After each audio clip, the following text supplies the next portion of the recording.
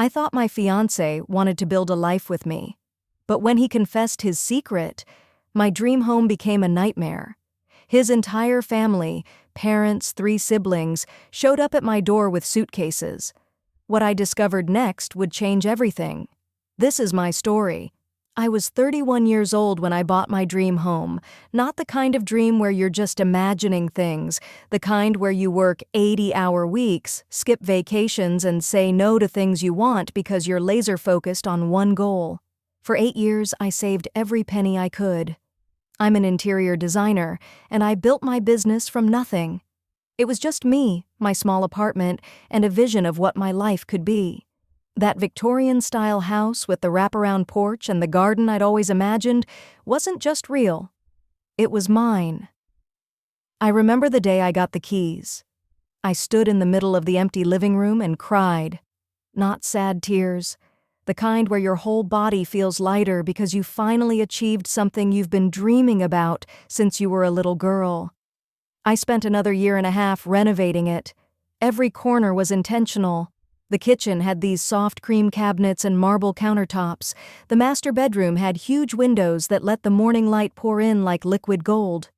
I had a home office where I'd design spaces for clients, a library, a sitting room, everything I'd ever wanted. And most importantly, it was mine.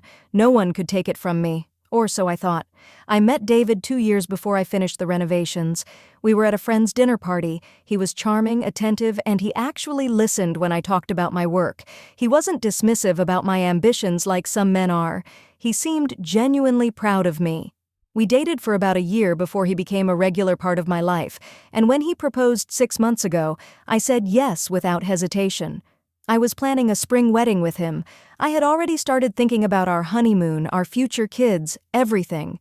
His family seemed nice enough when we met. His parents were warm but a little reserved. His father worked at a manufacturing plant, and his mother had a part-time job at a pharmacy. They had 3 children besides David, his youngest sister who was 17, his brother who was 19, and his oldest brother who was 22. David was the oldest at 28. They seemed like a normal, working-class family.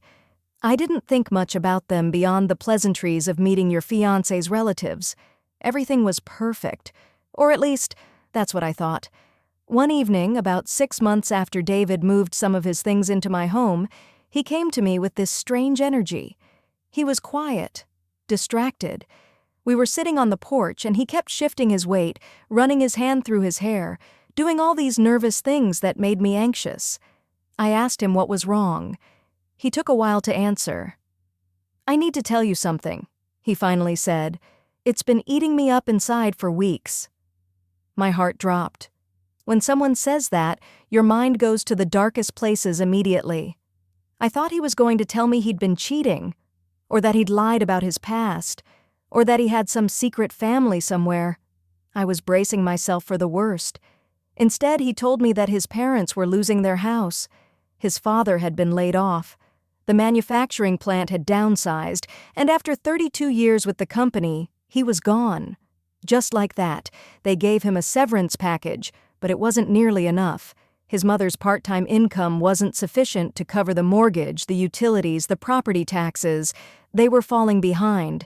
They'd already missed 2 months of payments. The bank was moving toward foreclosure.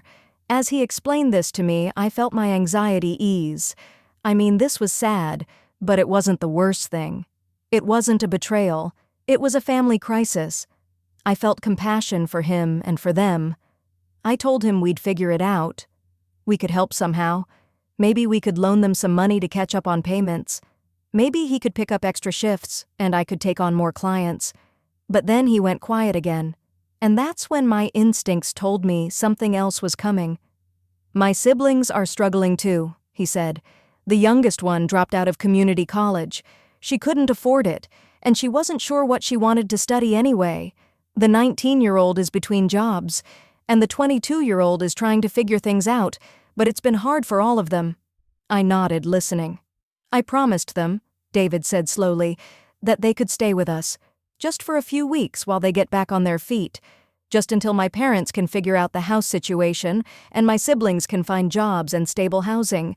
The word "us" hit me hard. He didn't ask me.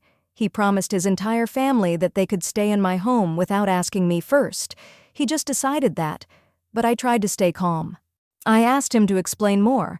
He said his parents needed a place too, eventually, that this was temporary, that it would only be a few weeks, maybe a month or two at most.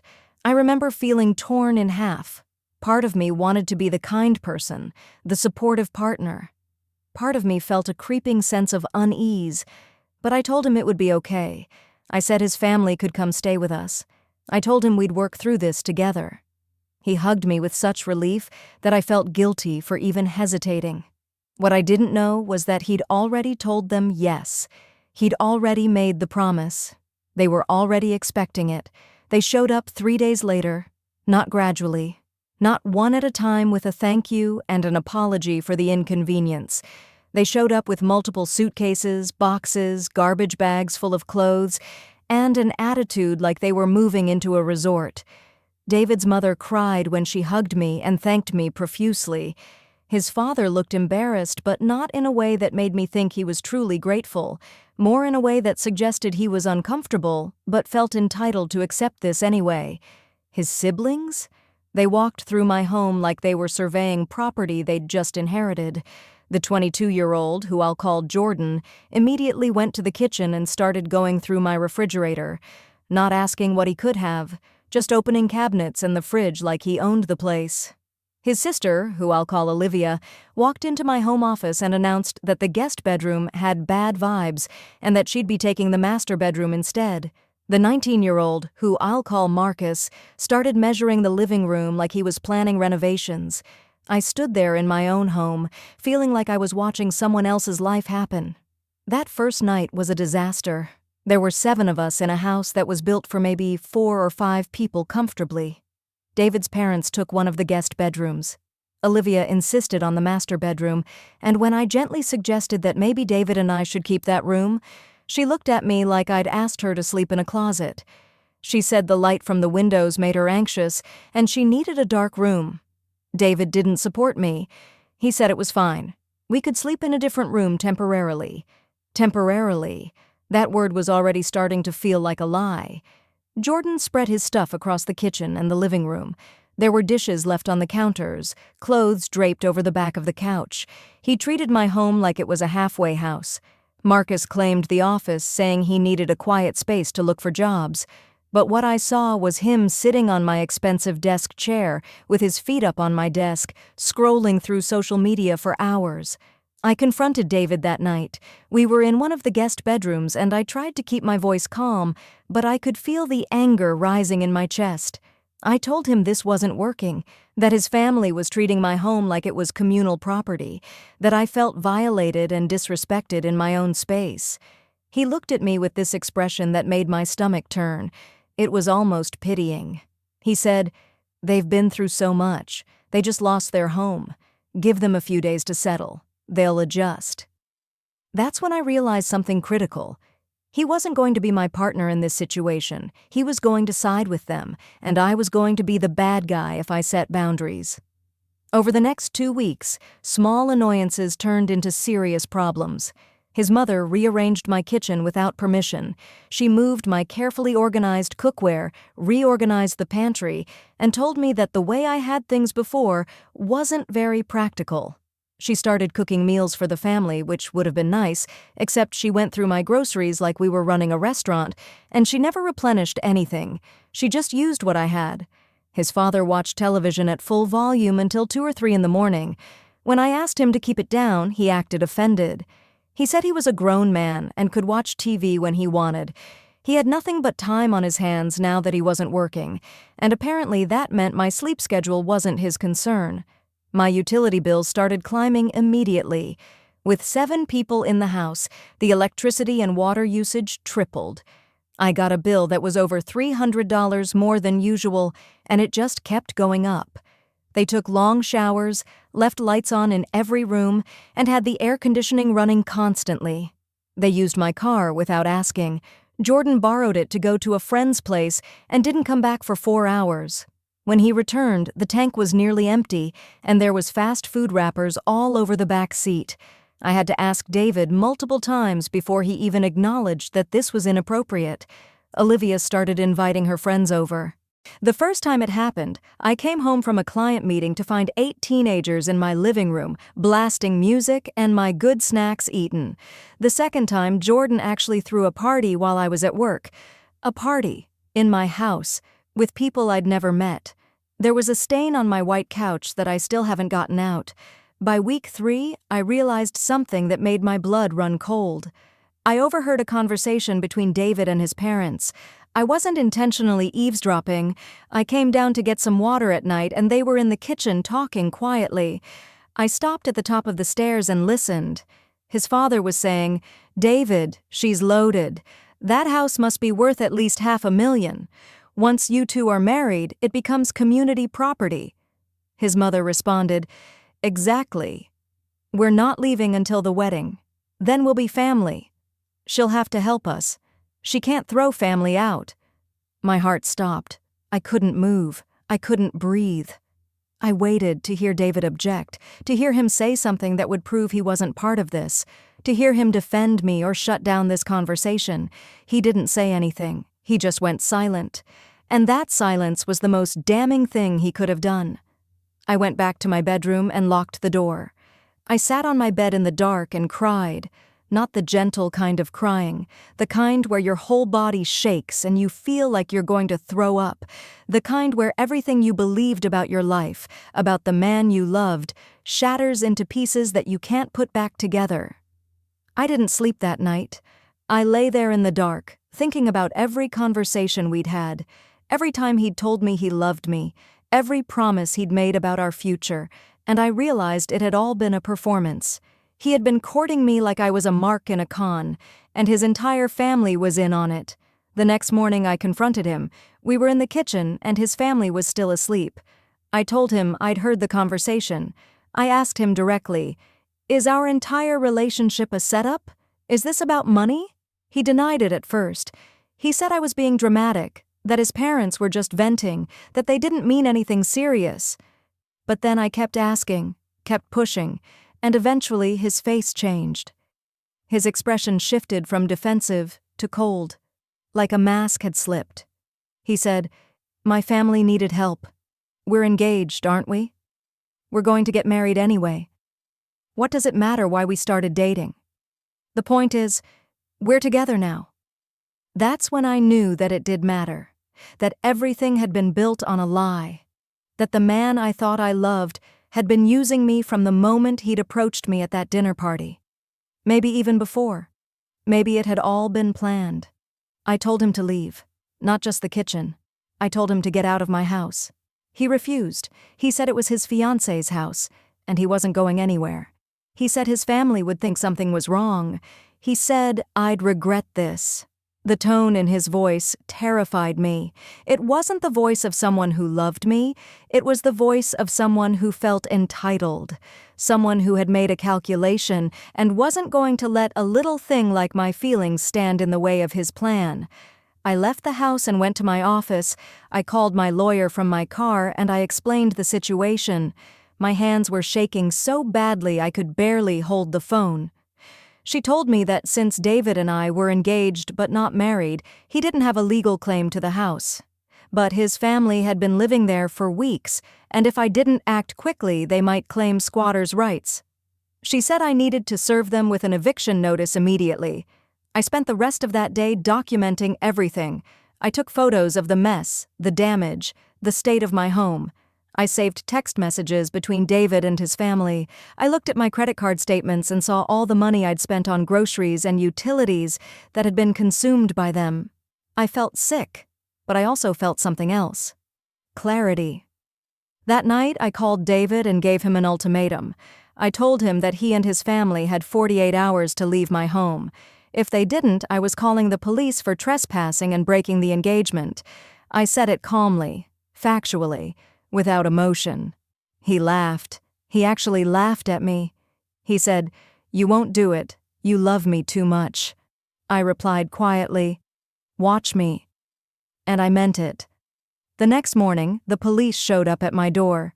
It wasn't the dramatic scene that David probably expected. There were 2 officers, and they gave my fiancé and his family a notice. They had 48 hours to vacate the property or face legal action. What happened next was chaos. David's mother started screaming. She called me every name in the book. She said I was cruel, selfish, a monster for throwing a family out on the street. She cried. She begged. She said they had nowhere to go. And maybe in another lifetime, a different version of me would have felt guilt. But I'd heard her calculating my net worth in my kitchen at midnight. I'd seen her treating my home like it was already hers. I didn't feel sympathy anymore. His father tried to negotiate. He came to me with this defeated expression and asked what it would take for us to work things out. No apology, no admission of wrongdoing, just a question about what price I had for being used and violated. His siblings were confused. They genuinely thought they'd found a permanent home. Olivia actually asked why I was being so dramatic. She said it wasn't that big of a deal. They were family now, weren't they? The casual entitlement was almost worse than the calculated deception. Within 48 hours, they were gone. Police enforcement made sure of it. I watched David carry boxes out of my home, his face a mixture of anger and disbelief that his plan hadn't worked, that I'd actually followed through. But the consequences for them were just beginning. David's employer found out what had happened. I didn't tell anyone, but gossip travels like wildfire in small communities. The restaurant where he worked decided they didn't want someone with this kind of personal drama representing their business. He was fired within a week. His family's situation became public knowledge. People stopped treating them with sympathy and started treating them with disdain. His mother had a breakdown in the grocery store where she screamed at a cashier about people being heartless. The police had to be called. His father became withdrawn, almost unrecognizable from the man who'd been calculating my property value in my kitchen. David tried to come back to me multiple times. He would text me saying he'd been stupid, that he loved me, that his family was toxic, and he should have protected me instead. He asked me to reconsider. He said he'd changed. He promised his family wouldn't come back. But here's the thing about being used and lied to for that long. You don't just get over it because someone apologizes.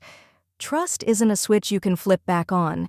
It's something that has to be rebuilt brick by brick, and frankly, I had no interest in rebuilding it with him. In a final attempt to salvage something from this situation, David tried to claim half of my house through a lawsuit. He argued that we were engaged and that my property should be considered community property. He wanted compensation for his time and emotional investment in our relationship. During the legal proceedings, text messages between him and his parents were discovered, and they told the entire story. They showed years of planning. His parents had actually encouraged him to seek out someone with money and property. They had discussed this scheme before he'd even met me. The whole thing had been orchestrated from the beginning. The judge dismissed his claim immediately. Not only that, but the judge awarded me legal fees, and she made some harsh comments from the bench about the calculated nature of his deception. She said it was a testament to my strength that I'd recognized the situation and acted quickly. And then something unexpected happened. My story got out. A local news station did a segment on it. My business exploded with support. People wanted to hire me not just because I was good at what I do, but because they respected me for standing up for myself. I became almost famous in my community as the woman who wouldn't be used. David struggled to find work after that. His reputation was destroyed. His family blamed him for everything. His youngest sister finally realized she had to support herself and got a job. She actually became somewhat independent after losing the safety net of thinking someone would always take care of her. His oldest brother moved out of state to escape the shame. His parents ended up in public housing. David tried to reach out to me one more time, about a year after everything happened. He said he'd learned his lesson. He said he was sorry. He said he wished things had been different. I didn't respond. I took the money I saved from not spending it on 7 people, and I took the money from the legal settlement and I used it to expand my interior design business. I opened a second office, I hired employees. I became even more successful than I already was. But more importantly, I learned something that changed how I see the world. I learned that people who truly love you don't use you. They don't strategize about your worth or your property. They don't bring their entire families into your home without asking. They don't go silent when their family members disrespect you. Love isn't something you can fake for years. Eventually, the truth comes out. I also learned that vulnerability isn't weakness. Being open to love and trust isn't naive. Sometimes people are going to betray you. Sometimes karma doesn't just happen. Sometimes you have to create it by standing up for yourself, by refusing to be a victim, by walking away from someone who isn't worth your time. My home is beautiful again. It's filled with people who respect it and who respect me.